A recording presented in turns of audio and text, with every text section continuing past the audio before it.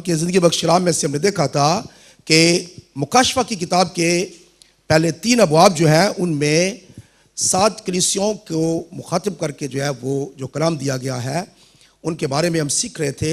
लेकिन इससे पहले कि हम मुकाशफा की किताब के उन 7 कलीसियाओं के बारे में जान सकें या उनको अपने साथ मुआवजा कर सकें, हमने सबसे पहले ये बात एस्टेब्लिश की थी कि कलीसिया कौन है, कौन कलीसिया। खुदावंद यीशु मसीह ने इससे बजाते खुद कहा है कि इफिसस की कलीसिया को लिख, स्मरना की कलीसिया को लिख। इसका मतलब है कि खुदावंद यीशु मसीह ने उनको कलीसिया के तौर पर जो है वो एक्सेप्ट किया है, वो कलीसिया है। और हमने देखा था कि कलीसिया क्या है, कलीसिया जो है वो, और उसके बाद जो कलीसिया नहीं है हमने उसके बारे में सीखा था। तो हमने एक लाइन खींच दी थी कि कौन सी कलीसियाएं हैं और कौन सी कलीसियाएं नहीं हैं। उसके बाद हमने देखा था कि अब जो कलीसियाएं हैं उन कलीसियों के अंदर जो है वो पाकीज़गी का या उनके खुदावंद के साथ चलने का, उनके अंदर गलतियां, उनके अंदर खताएं जो है वो कौन सी हो सकती हैं और उनका जो म्यार है वो कितना है। और हमने देखा था कि ये 7 कलीसियाएं जो हैं ये हमें एक म्यार जो है वो बताती हैं, एक स्टैंडर्ड है हमारे पास, ताकि हम सीख सकें कि हमारे अंदर कौन सी गलती है। हम दूसरों की तरफ नहीं देखें, दूसरी कलीसियाओं की तरफ नहीं देखें, बल्कि हम अपने आप को हम देखें कि हम कहाँ पे हैं। याद रखें कि कलीसिया जो है वो लोगों से मिलकर बनती है और ये मुखातिब जो है ये हम हैं। हमको खुदावंद मुखातिब कर रहा है, जो कलीसिया मिलकर बनाते हैं, वो लोग जो कलीसिया के अंदर शामिल हैं, वो उनको मुखातिब करके खुदावंद यीशु मसीह ने कहा कि वो अपने आप को जांचें और परखें कि उनके अंदर क्या प्रॉब्लम है। तो हमने सबसे पहले ये फैसला कर लिया है कि कौन सी कलीसिया है, जो कलीसिया है वो कितनी प्योर है। और अब हम खुदावंद के फजल के हाथों से गुजरते हुए हम आगे बढ़ेंगे और हम देखेंगे कि ये 7 जो लेटर्स हैं या खतूत जो मुकाशफा की किताब में उसके पहले बाब में हमने देखा था, तो इनके लिखने का जो मकसद था वो क्या था। पहली बात ये कि कलीसियाएं ये हकीकी कलीसियाएं हैं। हमने पिछली दफा देखा था कि ये कलीसियाएं कोई फर्जी नहीं है, कोई फर्जी नाम नहीं है, बल्कि ये तमाम कलीसियाएं जो है इनका वजूद जो था पहली सदी के अंदर ये कलीसियाएं थी। और उसके बाद यही पैगाम जो है ये उन कलीसियों के अलावा ये आज की कलीसियाओं के लिए भी यही पैगाम है। ये कंटिन्यूसली जो है ये पैगाम कलीसियाओं के लिए है। और उसके बाद ये नसीहत जो जितनी भी नसीहत इसमें की गई है, पहले ये ग्रुप्स के ऊपर इतलाक इनका होता है और फिर हमारे पर्सनल जिंदगी के ऊपर इनका इतलाक होता है कि हम कहां पे खड़े हैं। तीसरी बात, चौथी बात जो है वो ये है कि ये कलीसियाओं की पहली सदी से लेकर आज 2000 तक जो है वो कलीसियाओं के अंदर किस तरह से मुख्तलिफ चीजें जो हैं वो आज तक हैं। कलीसियाएं वो कभी भी प्योर नहीं हुई हैं। और खुदावंद यीशु मसीह मुकाशफा की किताब जो है इसमें कलीसिया को दिखाया गया कि कलीसिया आसमान पर चली गई है, उसके बाद दुनिया का खात्मा और फिर वापस नया आसमान, नई जमीन, और उसके बाद फिर ईमानदार हमेशा हमेशा के लिए खुदा के साथ रहेंगे, जहां पे खुदावंद यीशु मसीह होगा, खुदा होगा। तो उससे पहले के हम हमेशा हमेशा की जिंदगी में रहें और किस तरह से रहें, खुदावंद यीशु मसीह ने यह मुनासिब समझा है कि वो कलीसियाओं को तंबीह करें कि अगर वो आसमान पर पहुंचना चाहते हैं तो वो अपने आप को दुरुस्त कर लें। इसलिए मुकाशफा की किताब के ये पहले 3 चैप्टर्स जो हैं ये कलीसियाओं को प्योर होने के लिए हैं। और ये इसलिए है ताकि कलीसिया अपने आप को जांचे, परखे और अपने आप को खुदावंद के उस ठहराए हुए मयार के मुताबिक जो है वो अपने आप को ले जाए। तो मुकाशफा की किताब उसके पहले बाब में हम देखते हैं कि उसके 11वीं आयत में लिखा है, पढ़ें जी, कि जो कुछ तू देखता है उसको किताब में लिखकर 7 कलीसियाओं के पास भेज दे, यानी इफिसस और स्मुरना और परगमन और थवातीरा और सरदीस और फिलदेल्फिया और लौदीकिया में। मैंने उस आवाज देने वाले को देखने के लिए मुंह फेरा जिसने मुझसे कहा था, और फिर कर सोने के 7 चिरागदान देखे और उन चिरागदानों के बीच में आदमजात सा एक शख्स देखा जो पांव तक का जामा पहने और सोने का सीना बंद सीना पर बांधे हुए था।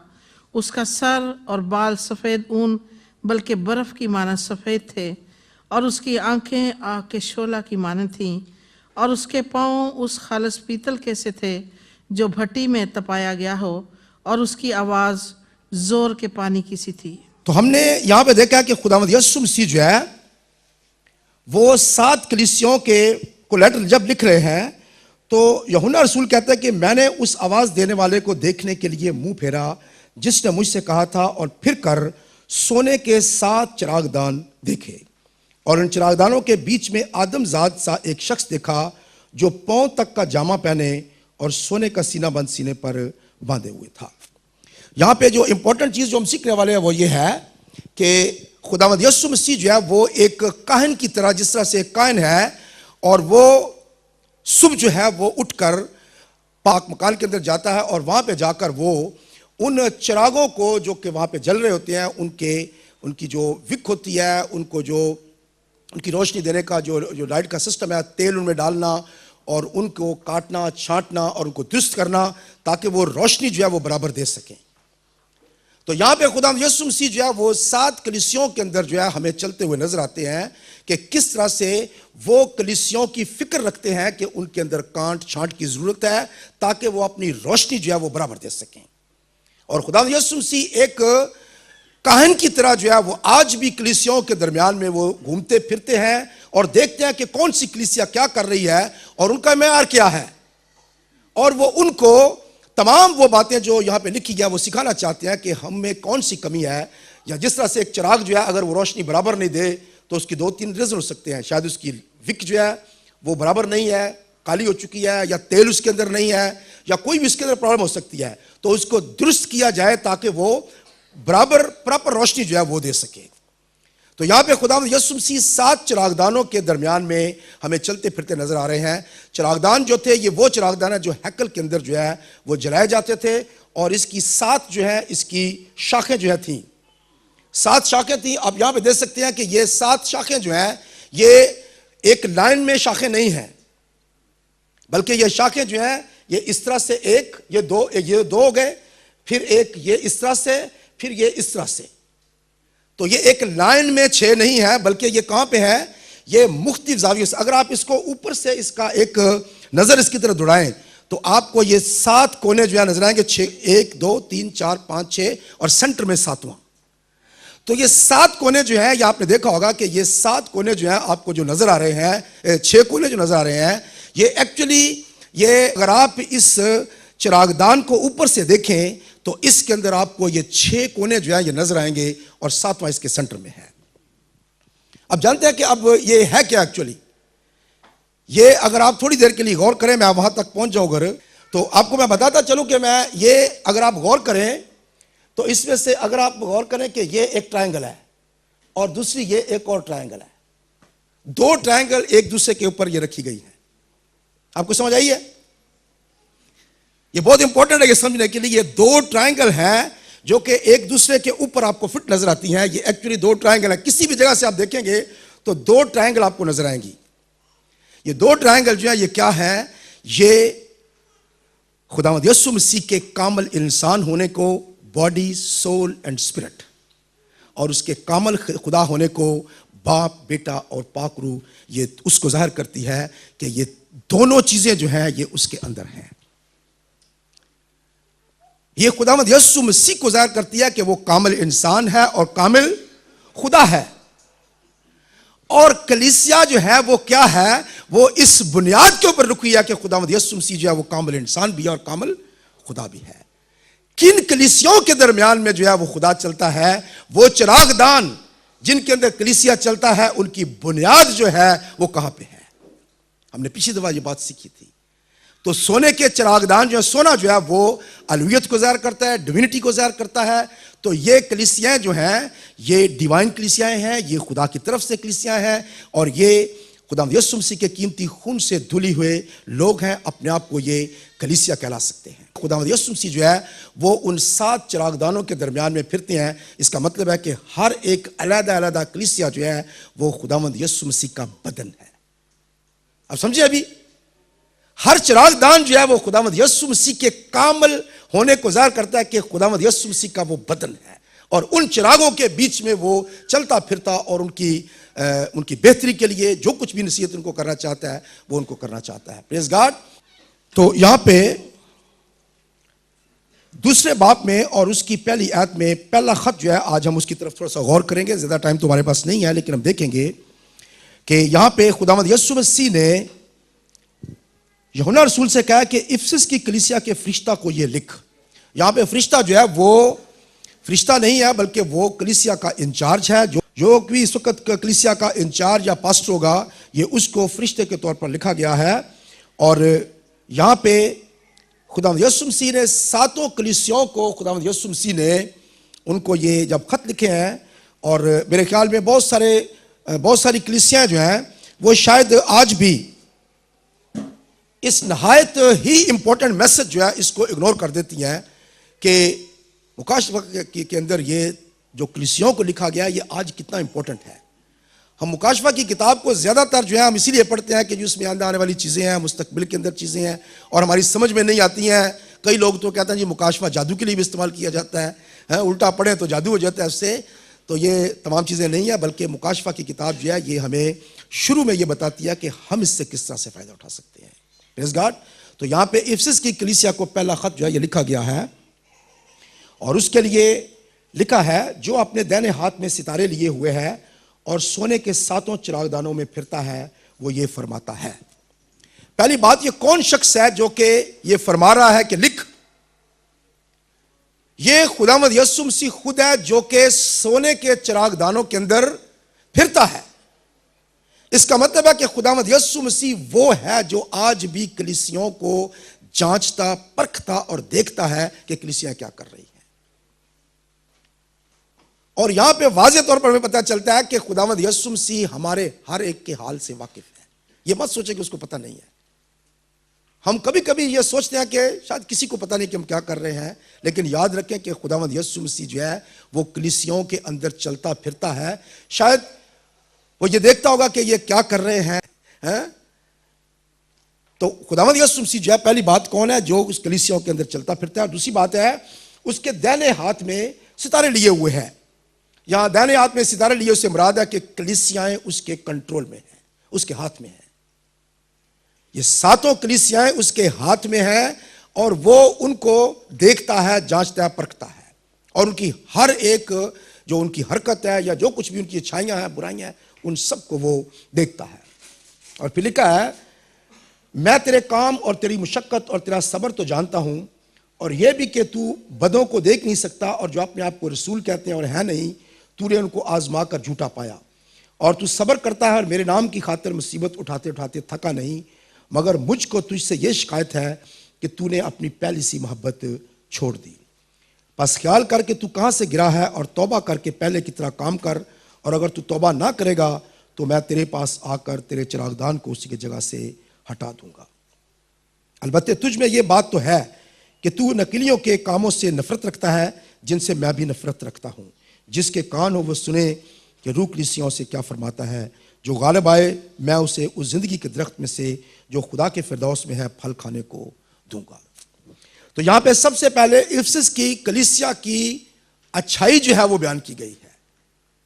याद रखें कि खुदावंद यीशु मसीह जो है वो सबसे पहले हमारी अच्छाइयों को देखता है। वो हमारे अंदर अच्छी चीजें कौन सी हैं, बुराइयां वो है वो बाद में नसीहत करके शायद दुरुस्त की जा सकती हैं। लेकिन याद रखें कि खुदावंद यीशु मसीह सबसे पहले अपनी कलीसिया के अंदर जो अच्छी चीजें हैं वो उनकी तरफ नजर करता है कि इनके अंदर अच्छी चीजें कौन सी हैं, और जो बाकी चीजें खराब हो गई हैं या हो रही हैं उनको नसीहत करता है कि उनको दुरुस्त कर लो। इसका मतलब है कि वो कलीसिया से प्यार करता है और वो नहीं चाहता कि कलीसिया किसी तरीके से भी कोई नुकसान उठाए, बल्कि वो कहता है कि कलीसिया पहले की तरह जो है वो हो जाए। लेकिन उसके साथ एक वार्निंग है कि अगर तू तौबा ना करेगा तो मैं तेरे पास आकर तेरे चिरागदान को उसकी जगह से हटा दूंगा। एक वार्निंग है कि अगर हम फिर भी ना सुने और कंटिन्यूसली उसी बात पे चलते रहें तो क्या करूंगा, मैं चिरागदान को उसकी जगह से हटा दूंगा। इसका मतलब है कि बहुत बड़ा नुकसान जो है वो हो सकता है। अगर हम बाज नहीं आते हैं तो बहुत बड़ा एक नुकसान हो सकता है। और यहां पे कलीसिया को लिखा है कि वो चिरागदान मैं हटा दूंगा। उसके बाद उनकी एक और तारीफ की गई है, और वो ये है कि अलबत्ते तुझ में ये बात तो है कि तू नकलियों के कामों से नफरत रखता है, जिनसे मैं भी नफरत रखता हूं।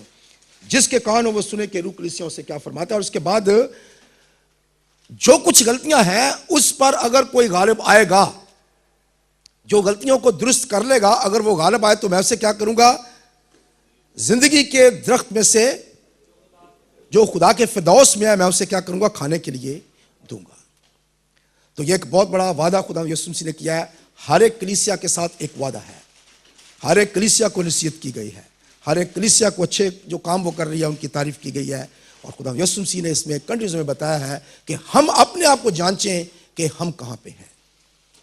तो पहली चीज जहां पे जो कलीसियाओं के अंदर हो सकती है, अपनी कलीसिया में पहले गौर करें, हम दूसरों को छोड़ें, हम अपने आप को जांचें और परखें कि हमारे अंदर जो है, पहली बात यह है कि मैं तेरे काम और तेरी मुशक्कत और तेरा सब्र तो जानता हूं, और यह भी कि तू बदों को देख नहीं सकता, और जो अपने आप को रसूल कहते हैं और है नहीं, तूने उनको आजमा कर झूठा पाया।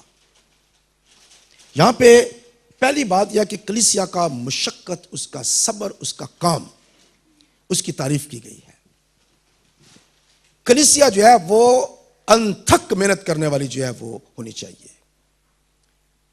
पौलुस रसूल जो है, जब वो इफिसस में वो 3 साल तक जो है वो रहा है, आता जाता रहा है, उसका हेडक्वार्टर था वहां पे इफिसस के अंदर, और वहां से उसने बेशुमार कलीसियां जो है वहां पे कायम किया उसने। और किसी दिन फिर मौका मिला तो मैं आपको उसकी तफसील जो है वो आपको बताऊंगा। तो इफिसस जो है वो बहुत खूबसूरत जगह थी। इफिसस जो है बहुत बड़ा तिजारती मरकज था, और ये समुद्र के किनारे पे पोर्ट सिटी था। लेकिन इसके अंदर जो सबसे बड़ी प्रॉब्लम थी वो ये थी कि ये शहर जो है इफिसस, इसके अंदर अर्थमिस की देवी का बहुत बड़ा जो है वो मंदिर था। और अर्थमिस की देवी जो है, जो कि रोम के अंदर डायना जो है वो कहलाती है, डायना देवी जो है वो है। लेकिन इफिसस के अंदर, जो कि उस वक्त पूरा इलाका जो है वो यूनानियों के हाथों में था, वहां पे अर्थमिस देवी का बहुत बड़ा जो है एक मंदिर था। तो वहां पे उस वक्त लोग जो है वो पूरी दुनिया से वहां पे आते थे और अर्थमिस की देवी की पूजा वहां पे करते थे। और जब वो वहां पे पूजा करते थे तो वहां से जाते हुए वो एक सोवेनियर जो है वो लेकर जाते थे। और सोवेनियर क्या था, चांदी के बने हुए छोटे छोटे अर्थमिस देवी के मुजस्मे और उनके मंदिर। जैसे आपने देखा होगा कि दुबई आने वाले लोग जो है वो बुर्ज खलीफा लेकर जाते हैं अपने साथ, दुनिया की सबसे ऊंची बिल्डिंग का एक छोटा सा स्टैचू ले जाते हैं। इंग्लैंड में जाने वाले लोग जो है वहां से बस छोटी सी एक ले जाते हैं। तो सोवेनियर जो होते हैं वो उस मुल्क की को खास पहचान होती है। क्या होती है, तो अर्थमिस देवी जो है उसका जो मंदिर था वो, और फिर उसका मुजस्मा जो था उसकी छोटे छोटे वो लोग बेचते थे, और बहुत बड़ा बिजनेस था ये। करोड़ों का कारोबार जो है वहां पे होता था, और उसकी वजह से वो उसका बिजनेस चलता था। मैं आ रहा हूं उस जगह पे, लेकिन हमें यह जानने की जरूरत है कि वो शहर जो है वो क्या था। मेरे साथ देखिए अमाल की किताब, उसका 19 बाब, और उसकी पढ़े जी 23 से 8 से पढ़े जी, जल्दी जल्दी हम खत्म करेंगे जल्दी से। उस वक्त इस स्त्री की बाबत बड़ा फसाद उठा, क्योंकि दिमेत्रुस नाम एक सुनार था जो अर्थमस के रुपहले मंदिर बनवाकर उस पेशा वालों को बहुत काम दिलवा देता था। उसने उनको और उनके मुतल्लिक और पेशा वालों को जमा करके कहा, ऐ लोगों, तुम जानते हो कि हमारी आसूदगी इसी काम की बदौलत है, और तुम देखते और सुनते हो कि सिर्फ इफिसस ही में नहीं बल्कि तकरीबन तमाम आसिया में इस पौलुस ने बहुत से लोगों को ये कहकर कायल और गुमराह कर दिया है कि जो हाथ के बनाए हुए हैं वो खुदा नहीं है। बस सिर्फ यही खतरा नहीं कि हमारा पेशा बेकदर हो जाएगा, बल्कि बड़ी देवी अर्थमस का मंदिर भी नाचीज हो जाएगा, और जिसे तमाम आसिया और सारी दुनिया पूछती है खुद उसकी भी अजमत जाती रहेगी। वो ये सुनकर कहर से भर गए और चिल्ला चिल्ला कर कहने लगे कि इफिसियों की अर्थमस बड़ी है, और तमाम शहर में हलचल पड़ गई, और लोगों ने गेस और अस्त्रखुस मकदूनिया वालों को जो पौलुस के हम सफर थे पकड़ लिया, और एक दिल होकर तमाशागाह को दौड़े। बस जी। अब आपको आगे समझ, अर्थमस जो है वो कि देवी जो है उसका बिजनेस वहां पे चलता था। उसके छोटे छोटे वो मंदिर बनाकर बेचते थे, और लोगों का करोड़ों का बिजनेस था वहां पे। और वहां पे एक शख्स जो उनका हेड था, उसने जब देखा कि पौलुस रसूल जो है वहां पे खुदावंद यीशु मसीह की मुनादी कर रहा है, और उस मुनादी की वजह से पूरा एशिया जो है उसका जो पूरा सूबा था, ये एशिया की, हम एशिया की बात नहीं कर रहे हैं, बल्कि ये आसिया जो है ये एक सूबा था। ये आसिया एक सूबा था जहां पे 7 कलीसियां जो है ये कायम है। ये उसका नाम आसिया था उस सूबे का। तो वहां पे कलाम फैल रहा है, और वो कहता है कि ये पौलुस रसूल जो है ये तो हर जगह पे खुदा का कलाम फैला रहा है। और अगर ये इसी तरह फैलता रहा तो हमारा तो सारा बिजनेस बंद हो जाएगा, और उसके साथ ही क्या होगा, ये अर्थमस की देवी भी नाचीज हो जाएगी। वो लोग कहते थे कि अर्थमस की देवी जो है ये ज़्यूस की तरफ से जो है ये आसमान से जो है ये गिरी थी। यहां बाइबल में लिखा हुआ है ये बात, हदीसिया पे कहीं होगा। तो ये आसमान से वो कहते थे गिरी है, और इसलिए उसको बहुत इज्जत थी, बहुत एहतराम था। ये जो शहर इफिसस का था, बेशुमार लोग यहां पे जो बड़ी दूर दूर से जो है वो उस देवी की प्रशंसा करने के लिए आते थे, वो लोग जो है धीरे धीरे धीरे धीरे वो क्रिश्चियन होना शुरू हो गए, और पूरा एरिया जो है वो उसमें क्रिश्चियन चले गए। कितनी बड़ी उनकी हिम्मत थी कि उन्होंने खुदा के कलाम को उस मजहब के अंदर, जहां पे लोग सिर्फ उसी देवी को पूजते थे और उसी के पीछे चलते थे, उसके मजहब में से लोग जो है वो आना शुरू हो गए। तो ये वो कलीसिया थी जो कि पावरफुल कलीसिया है, इसने बहुत काम किया है, और इसने पूरे आसिया के अंदर जो है इसने खुदा का कलाम जो है वो फैला दिया है। इसीलिए खुदा यीशु मसीह कहता है कि मैं तुम्हारी मुशक्कत को जानता हूं, तुमने कितना काम किया है, तुमने कितना काम इस शहर के अंदर किया है, इस एरिया के अंदर काम किया है, और कितना खुदा का कलाम जो है वो यहां पे फैलाया है। वो तारीफ करता है इस बात की खुदा यीशु मसीह। क्या हम आज अपने आप को उस जगह पर जांच सकते हैं, हम कितना काम कर रहे हैं किसी जगह पे रहते हुए, कितने लोग जो है वो निजात पा रहे हैं।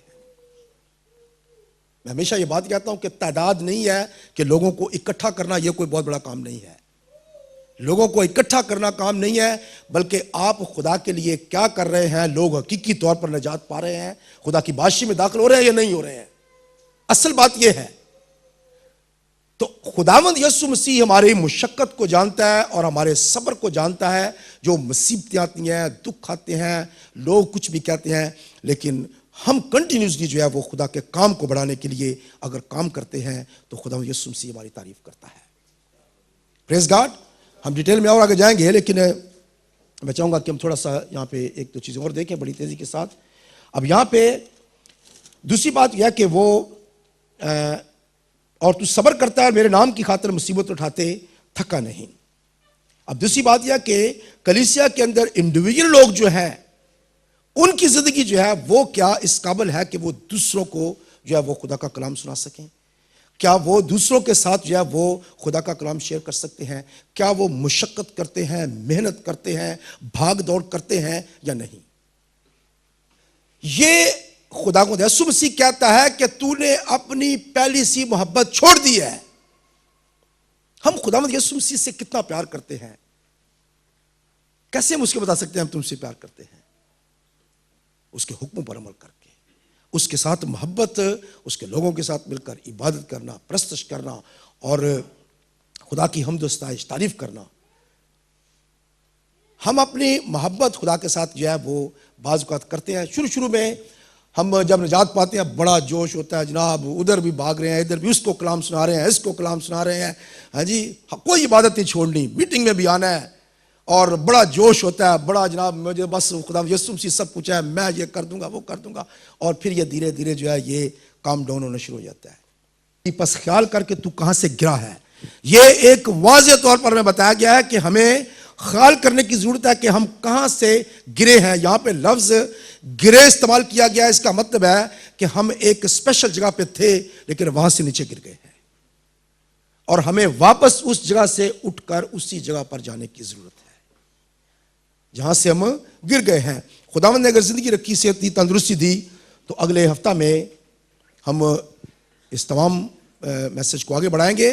और खास तौर पर आपको थोड़ा सा हिंट देता जाऊं कि यहाँ पे नकलियों की तालीम के बारे में लिखा गया है, जो कि बहुत इंपॉर्टेंट है हमारे सीखने के लिए। और ख़ास तौर पर इसके लिए बहुत बड़ी एक स्टडी है जो यहाँ पे लिखा गया है कि उन्होंने नकलियों की जो है उसके कामों से नफरत रखते हैं।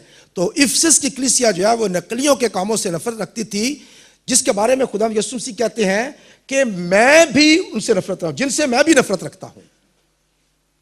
इसका मतलब है कि कलीसिया जो है वो जब नकलियों के कामों से नफरत रखती थी तो खुदावंद यीशु मसीह ने अप्रूव किया कि मैं भी उनसे नफरत रखता हूं। तो ये नकलियों की तालीम जो है, मैं स्पेशली नेक्स्ट वीक में इस नकलियों की तालीम के बारे में मैं आपसे डिस्कस करने वाला हूं। नए अहदनामे की कलीसिया जो है उसके अंदर जो है वो झूठे उस्ताद जो है वो एंटर होते हैं। और वो गलत तालीम देते हैं और लोगों को बहकाते हैं और डिफरेंट किस्म की फेथ जो है उनको ले जाते हैं आगे। और ये उनके बारे में लिखा है। मेरे साथ एक हवाला देखकर बंद करेंगे, पतरस का दूसरा आम खत और उसका दूसरा बाब और उसकी पहली आयत सिर्फ पढ़ेंगे जी, एक आयत। उस उम्मत में झूठे नबी भी थे। हाँ जी, जिस तरह उस उम्मत में, किस उम्मत में? बनी इस्राएल कौम के अंदर। जिस तरह बनी इस्राएल कौम के अंदर क्या थे? झूठे नबी भी थे। नबी भी थे। उसी तरह तुम में भी झूठे उस्ताद होंगे। इसी तरह तुम में भी झूठे उस्ताद हो। किन में? कलीसियों के अंदर तुम में भी झूठे उस्ताद होंगे। आगे जी। जो पोशीदा तौर पर हलाक करने वाली बिदतें निकालेंगे। जो पोशीदा तौर पर हलाक करने वाली बिदतें निकालेंगे। तो यहां पे नेक्स्ट वीक में आपने कभी शायद इस बाब की तरफ गौर नहीं किया है। पतरस का खत जो है, इसका दूसरा बाब जो है, ये पूरे का पूरा जो है ये मसीहत के अंदर डिफरेंट किस्म की जो तालीमात जो है वो घुसी हुई हैं, या वो झूठे उस्ताद जो गलत तालीमात देते हैं, ये पूरा बाब उनके बारे में है। हम इनके बारे में तफसील के साथ देखेंगे कि कौन कौन सी तालीमात जो है यहाँ बाइबल के अंदर बताई गई हैं और क्या उनके नुकसानात हो सकते हैं, क्या उनके बारे में बाइबल बताती है हमें। हम तफसील के साथ इसके बारे में देखेंगे और फिर देखेंगे कि आज की कलीसियाओं को हम किस तरह से इफिसस की कलीसिया के साथ जो है वो स्टैंडर्ड के तौर पर देखकर, माप कर हम देख सकते हैं कि हम कहां पे खड़े हुए हैं। Praise God. खुदा हमदा बरकत बख्शे।